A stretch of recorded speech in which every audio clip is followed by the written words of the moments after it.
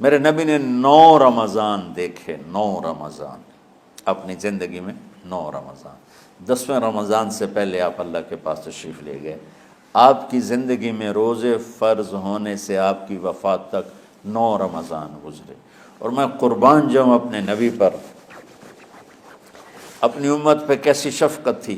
آپ سحری کھاتے تھے بالکل آخری وقت، ادھر بلال اذان دے رہا ہے اور ادھر آپ آخری لقمہ کھا رہے ہیں، اور ادھر سورج نیچے ہوا اور آپ کھجور منہ میں۔ ایک آدمی اوپر کھڑا ہوتا تھا مدینے میں تو وہ چھت پہ، گھر کی چھت پہ کھڑا ہوتا تھا، سفر میں ہے تو وہ کسی پہاڑی پہ کھڑا ہوتا تھا۔ جو ہی سورج کا کنارہ نیچے جاتا اب فوراً وہ کہتا یا رسول اللہ قد غربت، تو آپ کھجور منہ میں ڈال لیتے تھے، یا پانی، کبھی پانی سے افطار فرماتے تھے، کبھی کھجور سے افطار فرماتے تھے، کہ میری امت پہ بھوک کا وقت کم سے کم آئے۔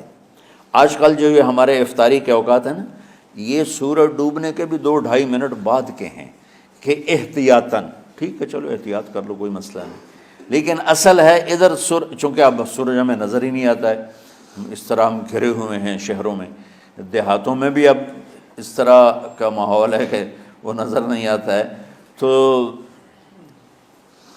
بہتر کہ ادھر سورج غائب ہو، ادھر لقمہ منہ میں جائے۔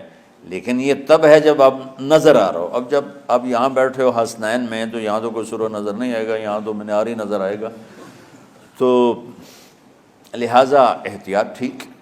ہمارے اہل حدیث بھائی وہ 2 منٹ پہلے ہم سے افطار کرتے ہیں، تو بڑی اچھی بات ہے کہ سورج کے غروب ہونے کا جو اصل وقت ہے اس کے ساتھ ہی افطار کرنا۔